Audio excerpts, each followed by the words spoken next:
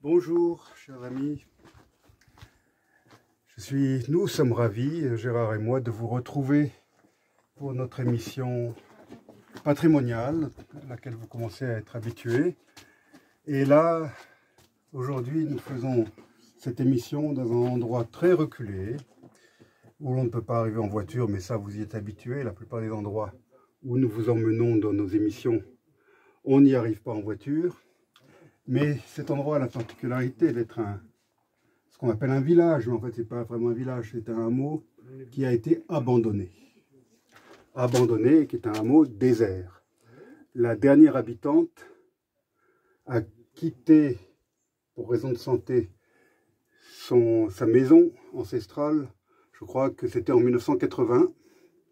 Et la pauvre, un an plus tard, je crois qu'elle est morte dans un hôpital de Marseille, alors qu'elle s'était jurée de ne jamais quitter son village. D'ailleurs, le célèbre chanteur corse Antoine Chiosi chante une très belle chanson qui raconte la vie de cette tante j'ai oublié son prénom. Vous trouverez la chanson sur YouTube. Et je crois que la chanson s'appelle Fiuminale. Donc vous tapez Fiuminale sur YouTube et vous trouverez cette très belle chanson interprétée par Antoine Chiosi. Donc nous sommes ici à Fiuminale, que j'ai surnommé en plaisantant tout à l'heure avec Gérard, le Machu Picchu Noustral ou le Machu Picchu Corse, parce que c'est donc un vieux village fait de vieilles maisons en pierre qui s'étage sur une crête. Il y a le village du bas, le village du haut, là nous sommes à peu près au milieu. Et c'est pour ça que j'ai eu moi qui suis en plein dans les histoires amérindiennes, j'ai fait ce rapprochement un petit peu incongru avec Machu Picchu, qui est aussi une cité accrochée à la montagne, construite sur une crête des Andes.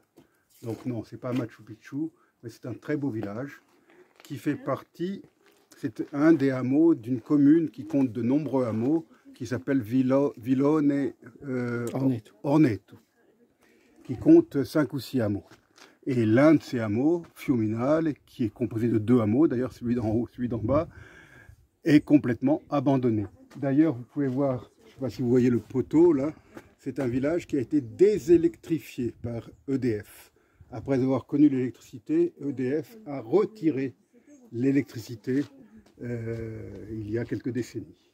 Hervé, un peu de restauration malgré tout. Alors depuis ma dernière visite qui datait de 2009, je vois un constaté chantier, les progrès. Ouais. Alors là, ce matériel de chantier, je suppose que c'est quelqu'un qui a décidé de restaurer la maison de ses aïeux peut-être. Et je constate que ces palettes, ces sacs sont venus par hélicoptère. Ça a été héliporté, oui. Conditionné, ça ne peut être venu que par hélicoptère.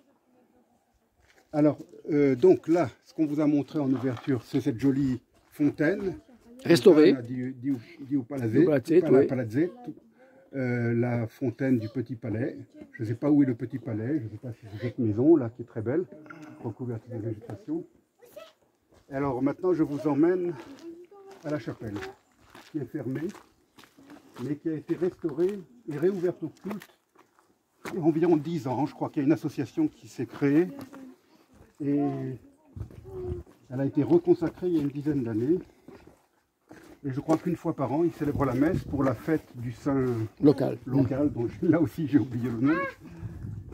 Et donc la chapelle a été restaurée. Et je crois qu'ils avaient, je me rappelle ce que j'avais lu dans la presse locale, ils avaient mis une nouvelle cloche que vous pouvez apercevoir en haut du campanile. Et surtout, il y a une très belle porte. Je crois que la croix aussi me semble être nouvelle. Alors, je vais quand même dire 2 mots au sujet de cette porte que vous voyez. C'est écrit Sempre Fidati. Cette porte est l'œuvre d'un ébéniste de talent qui se trouve être un personnage qui a joué un rôle dans l'histoire contemporaine de la Corse. Il s'agit de Pantaleon Alessandri. Les vidéospectateurs qui nous regardent en dehors de la Corse se demandent peut-être qui est ce monsieur avec un nom aussi étrange, Pantaléon. Ils ont entendu parler de Napoléon, mais ils ne savent pas que Napoléon, c'est un prénom qui est dérivé de Pantaléon, justement, de Saint Pantaléon, San Pantaleone. Donc, Pantaléon Alessandri est un militant nationaliste, indépendantiste, et je pense que maintenant il y a prescription, on peut parler. Hein. C'est l'un des... Il a écrit un livre. Hein. Il a écrit un livre. D'ailleurs, oui, c'est pas un secret puisqu'il le raconte dans un livre. Son propre Indépendantiste corse, c'est ça. Comme ça. Sur son propre parcours. Oui, c'est un des membres fondateurs du Front de Libération Nationale de la Corse, le FLNC, en 1976. Donc, je monte jusqu'à la porte pour rendre hommage à Pantaléon, parce que vraiment, il a fait un très beau travail, qui n'a pas empêché des abrutis de déjà mettre un graffiti dessus. Et tu me disais tout à l'heure, Gérard, et tu n'as pas tort, que ce graffiti me semble être en arabe. C'est vraiment lamentable. Alors, un petit plan sur les belles montagnes, il y a les nuages qui sont en train de descendre. Alors ici, c'est le pays des châtaignes. On est submergé par les châtaignes. Le sentier que nous avons utilisé est recouvert de châtaignes. Regardez cette belle maison là en bas, là, avec comment on appelle ça en Corse, le petit abri où on mettait l'eau pour les passants. Le petit édicule, là, comment ça s'appelle encore? Si, ça a un nom, Gérard. Ah, je sais pas. Bon, bref, ça m'échappe maintenant. Toutes les maisons autrefois avaient ce petit abri qui permettait aux passants de la SCAF. Comment tu dis? La SCAF. SCAF, possible, de se désaltérer. Voilà. Une tradition que je retrouvais d'ailleurs dans certains pays d'Afrique. Voilà, chers amis, donc Fiuminole, j'explique quand même où c'est. Nous sommes dans la très belle région de la Castaniche, pas très loin de la plaine orientale qu'on aperçoit, bon là c'est derrière la maison, mais tout à l'heure, quand il n'y avait pas les nuages, on voyait la mer, qui est complètement en bas. Là on est quand même assez haut. Et maintenant on va reprendre la route, parce que j'ai une émission de radio à enregistrer à 4h30, à Bastia. Il est 2h moins 25. On salue tout le monde. Donc il n'y a pas de temps à perdre, mais quand même Gérard, il faut que tu apparaisses. Non. Mais si. Alors, tes impressions. Mes impressions. Tu ne connaissais pas, toi? Non, je ne connaissais pas du tout. L'idée, c'est quand même que ce village est très caché.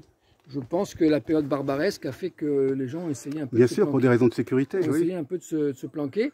Et après, je pense aussi qu'en montant dans cette vallée, j'ai pensé, mais avec beaucoup d'humour, hein, au film Délivrance. Délivrance, je connais pas. Délivrance, un film un peu mythique. Moi, j'ai pensé à Machu Picchu. Oui, voilà, dans les Appalaches, reculés. Bon, on est en chacun a les références qu'il peut. Ouais, on est dans un monde complètement sauvage et abandonné. Mais ce qui est intéressant, c'est de savoir qu'il y a eu de la vie.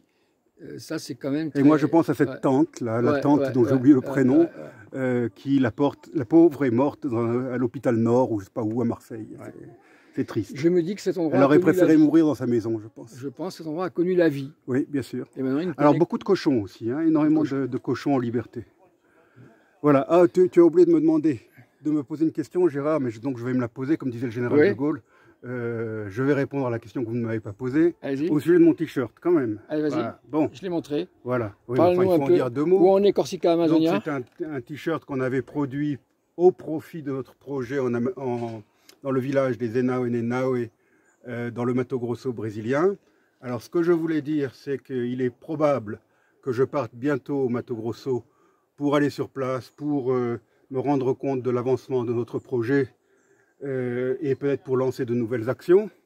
Donc, aujourd'hui, plus que jamais, chers amis, nous avons besoin de votre aide, de sous de votre aide. Pour acheter du matériel, surtout là-bas, mais pourquoi pas un petit peu ici. Je compte faire une grosse opération dentifrice brosse à dents comme d'habitude. Je vous rappelle qu'il y a une cagnotte en ligne qui s'intitule des brosses à dents et du dentifrice pour les enfants Enaoe sur litchi.com. Il n'y a pas beaucoup de gens qui ont donné. Il est temps maintenant de donner parce que c'est maintenant que nous avons besoin d'argent afin que je puisse partir, que je ne parte pas là-bas les mains vides et les poches vides. Voilà. Je vous remercie, chers amis. Merci Gérard, à tous, au merci pour les images. Merci à tous, au revoir. Et à bientôt. Ado. Ciao.